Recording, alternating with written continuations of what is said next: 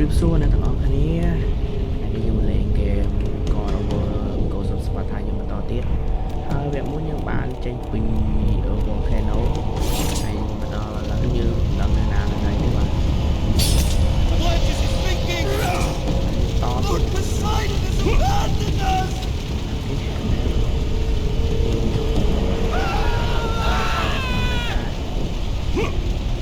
ấy đó sorry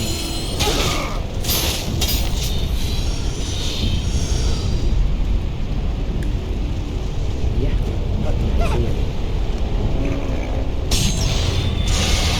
làm một biết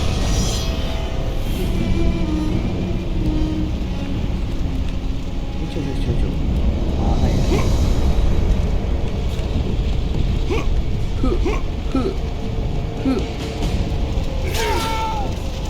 sorry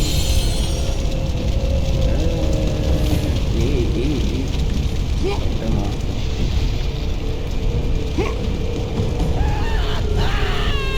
Trông xế mày Gods have forsaken us! All is lost!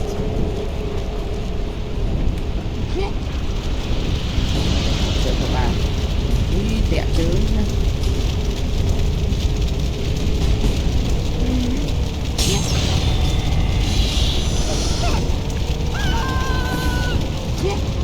đã vào đó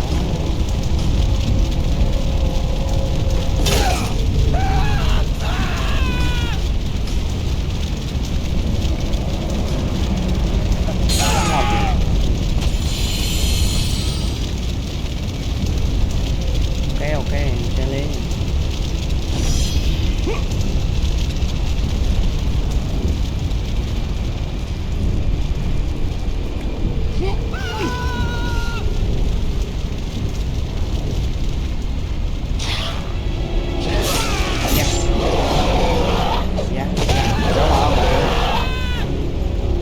You cannot resist me! rồi để tháo luôn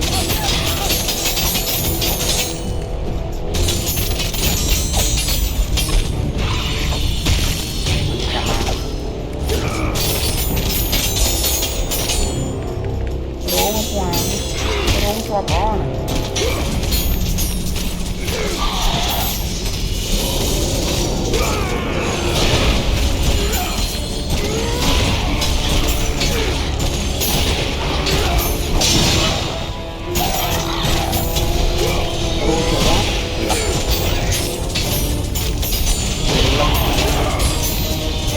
ngon đấy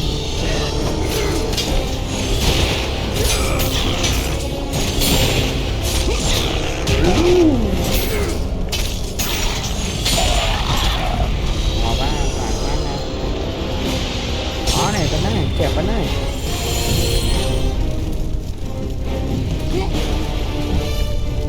ok vô này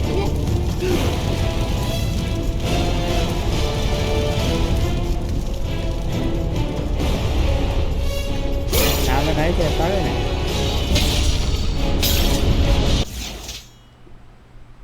vậy còn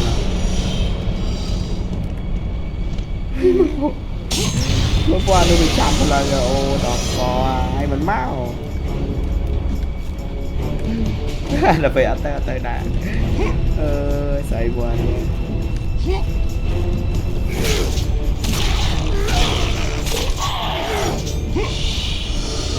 qua đây bây giờ láo nhặt vào đây dài nha cho tới xe anh là râu nữa mẹ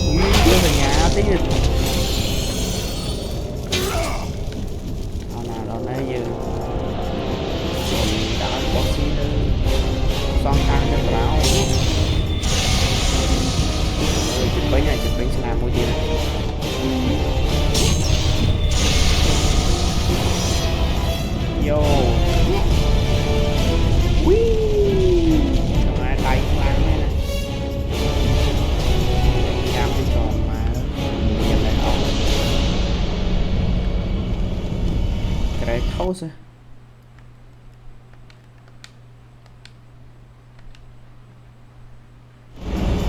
yeah.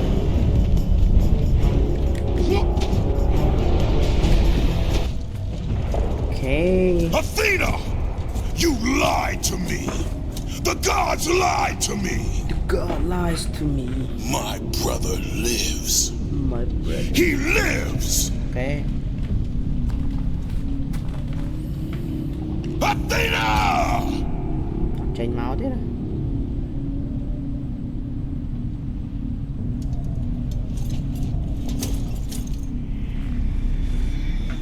Don't let your rage blind you, Kratos. There is much you do not know. Be warned. They will all try to stop you. God lies to me. Không ai. Tao vẽ thử phá xó là bạn. Còn thơ dừng rồi anh nhằm.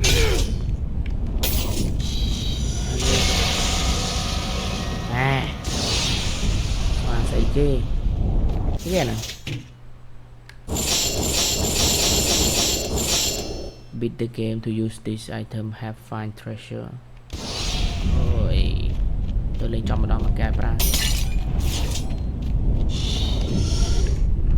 Mấy khí thế.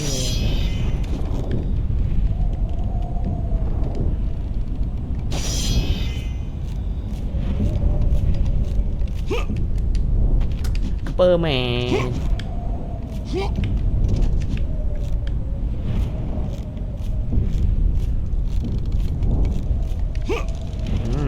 Nice. Nice suit.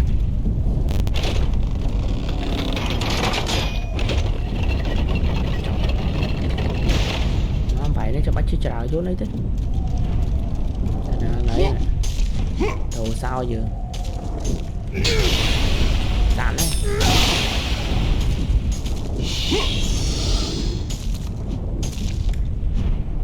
Ra tìm đi mới tới với em nãy graphic nhóm sẽ ở thu khe để còn ra về cutscene như bạn thì ơi cái thằng game bạo quay nè lên toàn áo quay mới cùng toàn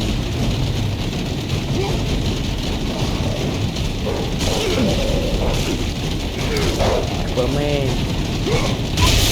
lập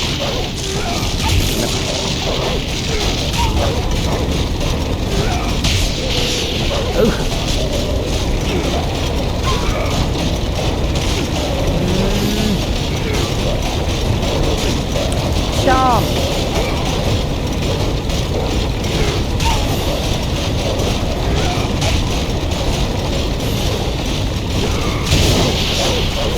quá bài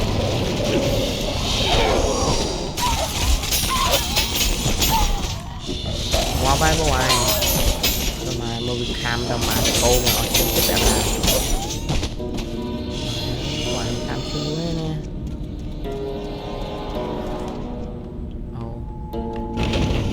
cho là cô ấy á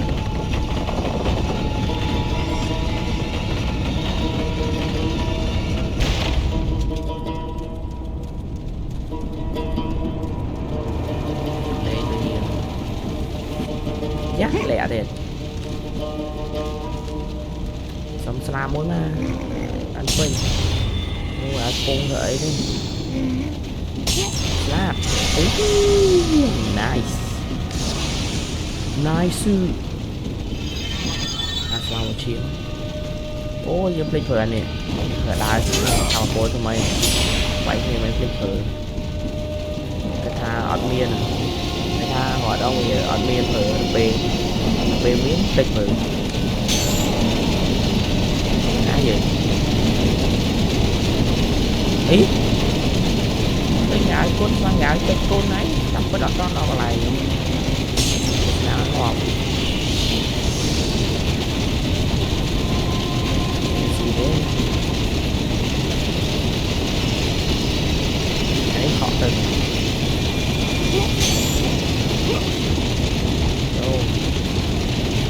gì đây cái biết là viết lẹ thì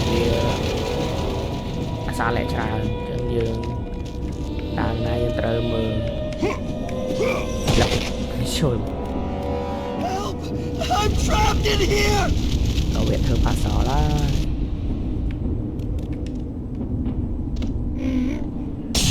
I'm getting closer!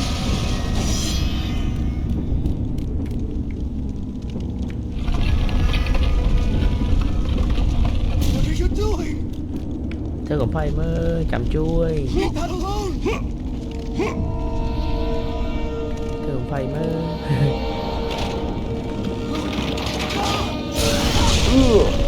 ui phục hơi men dương ế mẹ nhớ Kratos nè cô ta khơi tê dương phục hơi giống như đó smash này những bạn bốn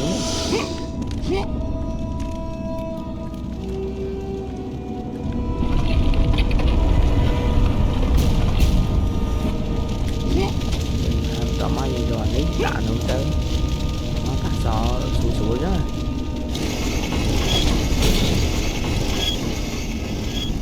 vậy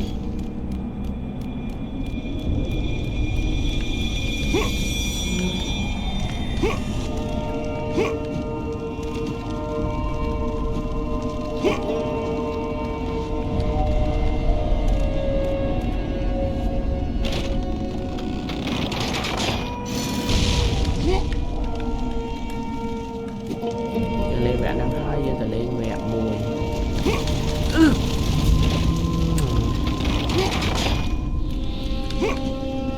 người nói tao không trả này mẹ tao mà tôi cảm thấy đã cao luôn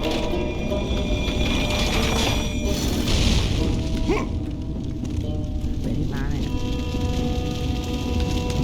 yo oh my god you're smart em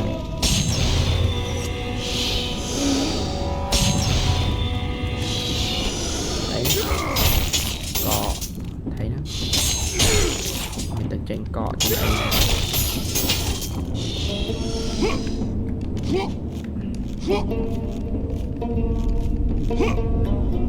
đây ok còn mọi người lô mi anh xin đó là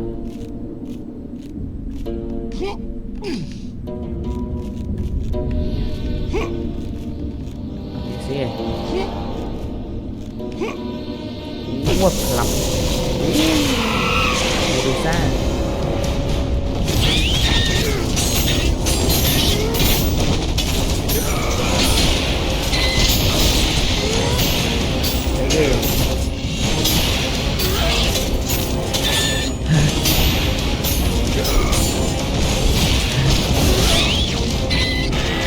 ngò ba thằng chân ngu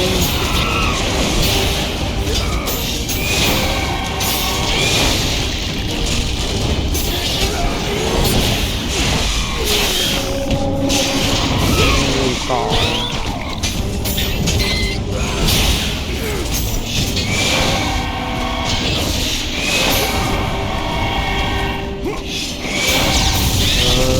chẳng qua lên mất chẳng qua lên mất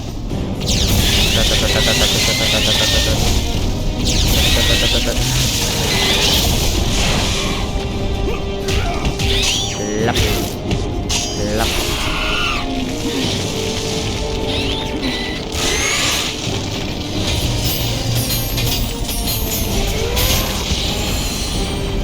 yo hay đâu sao sẽ ghê sơ một cái thôn tích cái thôn khổ phở cũng như chơi khổ mấy bay quan thì khổ này các bạn làm quan này trong cái này này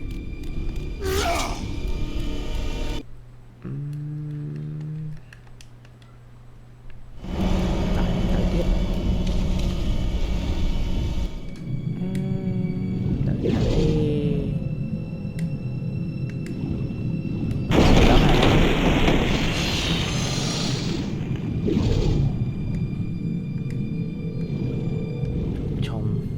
bao bọc nó tắt nó vú họ đâu bia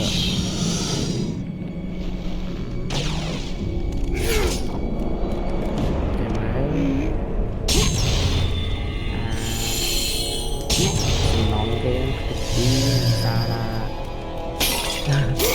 xa cái thu tao không cái thu giờ mày mà đi nhé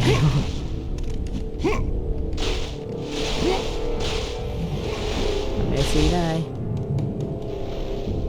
Messi từ vậy game mới đừng giấy chứ từ dương xa mơ tí thằng chân tê lẹ nhớ rồi phải nữa cái mà chui đấy lại bật so we need to go find a key đây chứ Hold fast, Dominus. We've won the battle. Okay, what? Hold fast. Sure.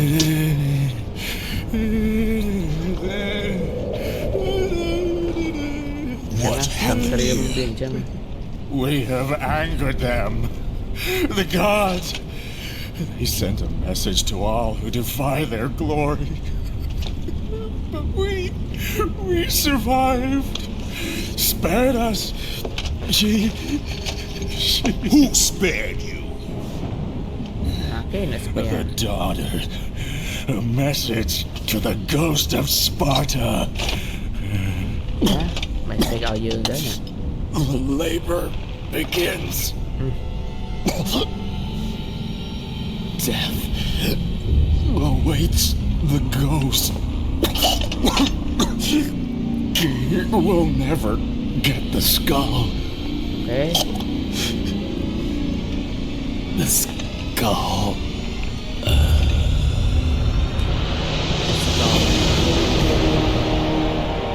I am coming for you, brother. Okay. I am coming for you, brother. Anh biết sao thì nào mà.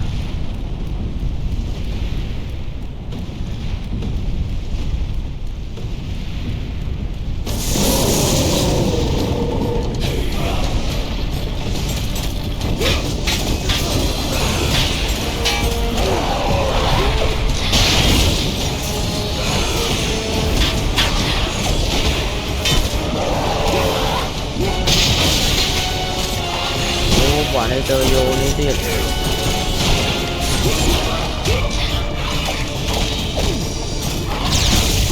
phải căng căng á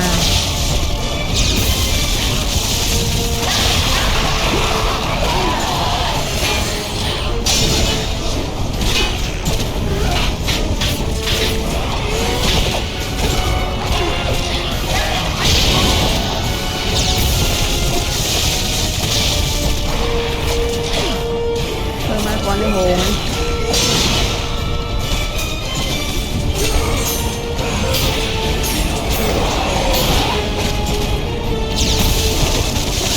hồn bên đó vui nè bay ba đấy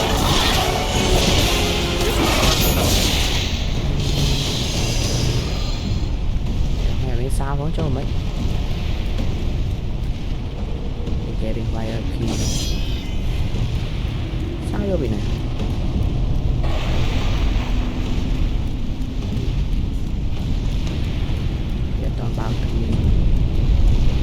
còn vô bộ sao muối nữa tao đo na đo này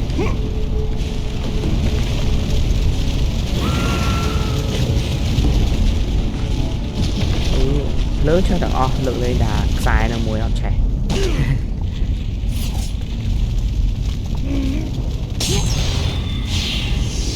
đây thì chìm còn nó bay chưa chưa sao bị con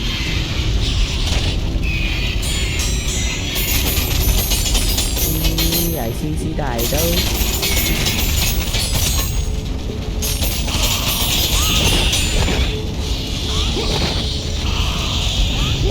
xí đại đâu trong quay ấy tại đây còn là quay ở phòng này thì ở chặt lượng đó luôn lại chặt tích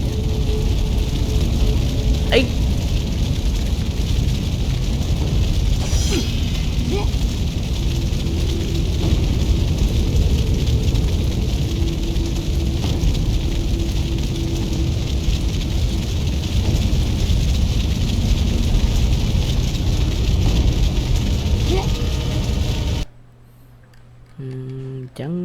វីដេអូយើងថ្ងៃហ្នឹងគឺមានតែប៉ុណ្្នឹងសង្ឃឹមអ្នកទាំងអស់គ្នាចូលចិត្ត like subscribe share ក៏ comment ជួបគ្នានៅថ្ងៃស្អែក bye